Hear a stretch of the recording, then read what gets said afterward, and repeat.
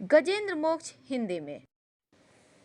श्री सुखदेव जी कहते हैं, बुद्धि के द्वारा पिछले अध्याय में वर्णित रीति से निश्चय करके तथा मन को हृदय देश में स्थिर करके वह गजराज अपने पूर्व जन्म में सीख कर कंठस्थ किए हुए सर्वश्रेष्ठ एवं बार बार दोहराए जाने योग्य स्रोत से पाठ करने लगा। गजेंद्र उवाच यानी गजराज मन ही मन कहते हैं, जिनके प्रवेश करने पर जिनकी चेतना को पाकर ये जड़ शरीर और मन आदि भी चेतन बन जाते हैं, ओम शब्द के द्वारा लक्षित तथा संपूर्ण शरीर में प्रकृति एवं पुरुष रूप से प्रविष्ट हुए उन सर्व समर्थ परमेश्वर को हम मन ही मन नमन करते हैं, जिनके सहारे यह विश्व टिका है, जिनसे यह निकला है, जिन्होंने इसकी रचना की है और जो स्वयं ही इसके रूप में प्रकट हैं, फिर भी जो इस दृश्य जगत से एवं इसकी कारणभूता प्रकृति से सर्वथा परे विलक्षण एवं श्रेष्ठ हैं, उन अपने आप बिना किसी कारण के बने हुए भगवान की मैं शरण लेता हूँ। अपने संकल्प शक्ति के द्वारा अपने ही स्वरूप में रचे हुए और इसलिए सृष्टि काल में प्रकट और प्रलय काल में उसी प्रकार अप्रकट रहने वाले इस शास्त्र प्रसिद्ध कार्य कारण रूप जगत को जो अकुंठित दृष्टि होने के कारण साक्षी रूप में देखते रहते हैं, उनसे लिप्त नहीं होते, वे चक्षु आदि प्रकाशकों के भी परम प्रकाशक प्रभु मेरी रक्षा करें। समय के प्रवाह से संपूर्ण लोकों के एवं ब्रह्मादि लोकपालों के पंचभूत में प्रवेश कर जाने पर तथा पंचभूतों से लेकर महत्व पर्यंत संपूर्ण कारणों के उनकी परम करुणा रूप प्रकृति में लीन हो जाने पर उस समय दुर्योग्य तथा अपार अंधकार स्वरूप प्रकृति ही बच रही थी। उस अंधकार के परे अपने परम धाम में जो सर्वव्यापक भगवान सब ओर प्रकाशित रहते हैं, वे प्रभु मेरी रक्षा करें। भिन्न भिन्न रूपों में नाट्य करने वाले अभिनेता के वास्तविक स्वरूप को जिस प्रकार साधारण दर्शक नहीं जान पाते, उसी प्रकार सत्व प्रधान देवता तथा ऋषि भी जिनके स्वरूप को नहीं जानते, फिर दूसरा साधारण जीव तो कौन जान अथवा वर्णन कर सकता है। वे दुर्गम चरित्र वाले प्रभु मेरी रक्षा करें। आसक्ति से सर्वदा छूटे हुए संपूर्ण प्राणियों में आत्मबुद्धि रखने वाले सबके अकारण हितु एवं अतिशय साधु स्वभाव मुनिगण, जिनके परम मंगलमय स्वरूप का साक्षात्कार करने की इच्छा से वन में रहकर अखंड ब्रह्मचर्य आदि अलौकिक व्रतों का पालन करते हैं, वे प्रभु ही मेरी गति हैं। जिनका हमारी तरह कर्मवश ना हो तो जन्म होता है और ना जिनके द्वारा अहंकार प्रेरित कर्म ही होते हैं, जिनके निर्गुण स्वरूप का ना तो कोई नाम है ना ही रूप, फिर भी समयानुसार जगत की सृष्टि एवं प्रलय के लिए स्वेच्छा से जन्म आदि को स्वीकार करते हैं, उन अनंत शक्ति संपन्न पर ब्रह्म परमेश्वर को नमस्कार है। उन प्राकृत आकार रहित एवं अनेकों आकार वाले अद्भुत कर्मा भगवान को बारंबार नमस्कार है। स्वयं प्रकाश एवं सबके साक्षी परमात्मा को नमस्कार है। उन प्रभु को जो नम्र वाणी एवं चित्त वृत्तियों से भी सर्वथा परे हैं, बार बार नमस्कार है। विवेकी पुरुष के द्वारा सत्व गुण विशिष्ट निर्वृत्ति धर्म के आचरण से प्राप्त होने योग्य मोक्ष सुख की अनुभूति रूप प्रभु को नमस्कार है।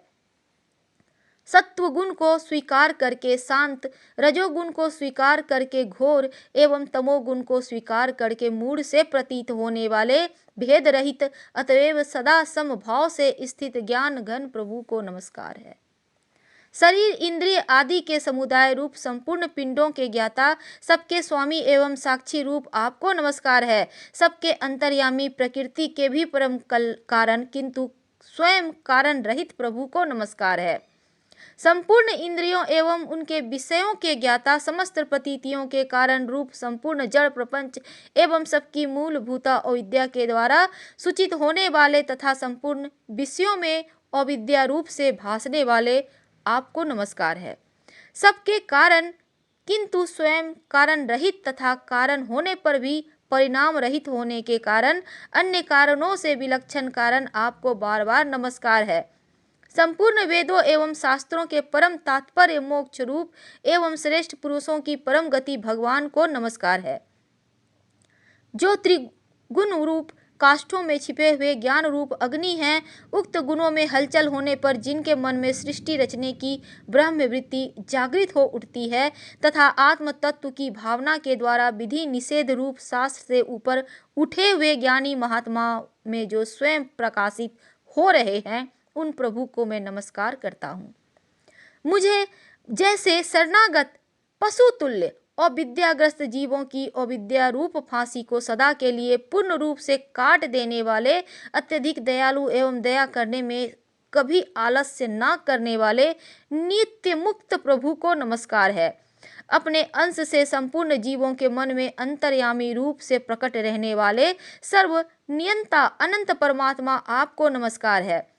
शरीर, पुत्र, मित्र, घर, संपत्ति एवं कुटुंबियों में आसक्त लोगों के द्वारा कठिनता से प्राप्त होने वाले तथा मुक्त पुरुषों के द्वारा अपने हृदय में निरंतर चिंतित ज्ञान स्वरूप सर्वसमर्थ भगवान को नमस्कार है।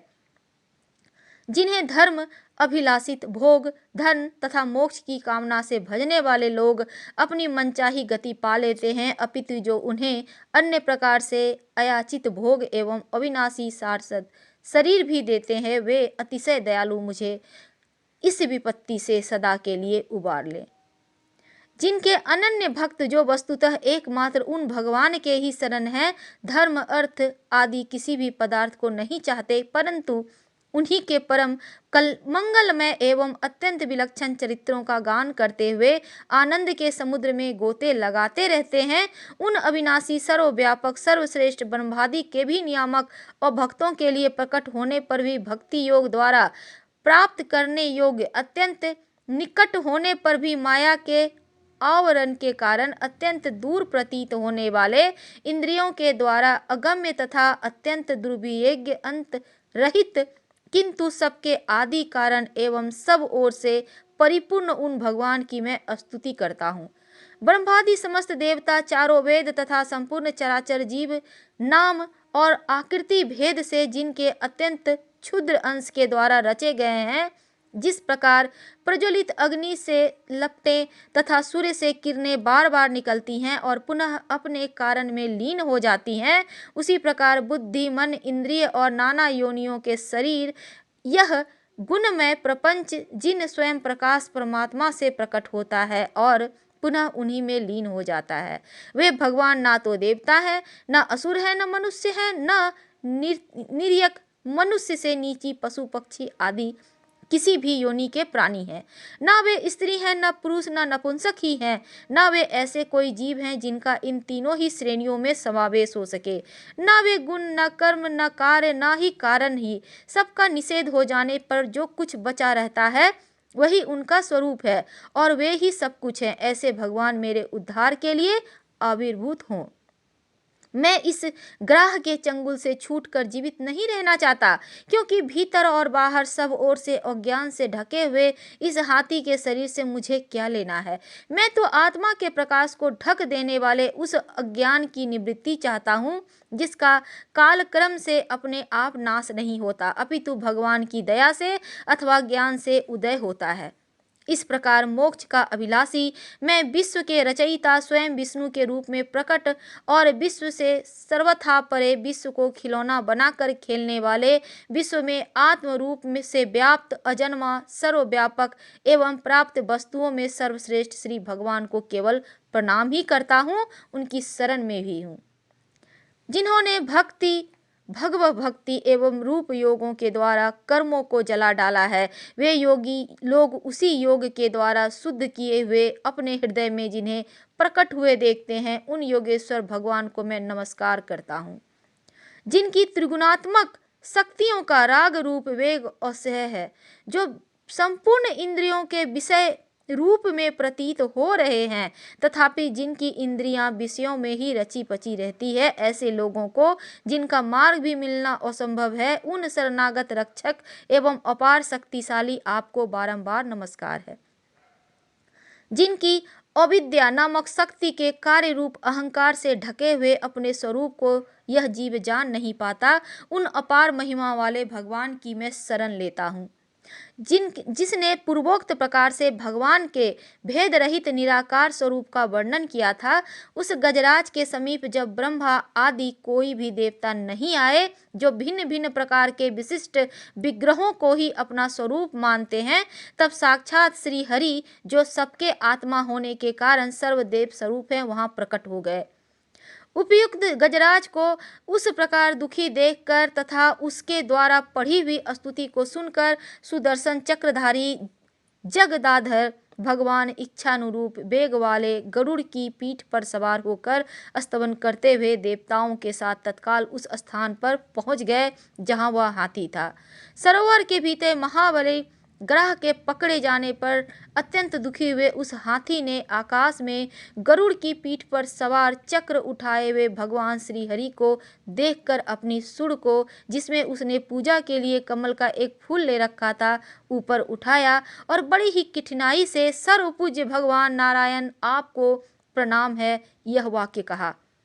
उसे पीड़ित देखकर अजन्मा श्री हरि एकाएक गरुड़ को छोड़कर नीचे झील पर उतर आए। वे दया से प्रेरित हो ग्रह सहित उस गजराज को तत्काल झील से बाहर निकाल लाए और देवताओं के देखते देखते चक्र से मुंह चीरकर उसके चंगुल से हाथी को उबार लिया।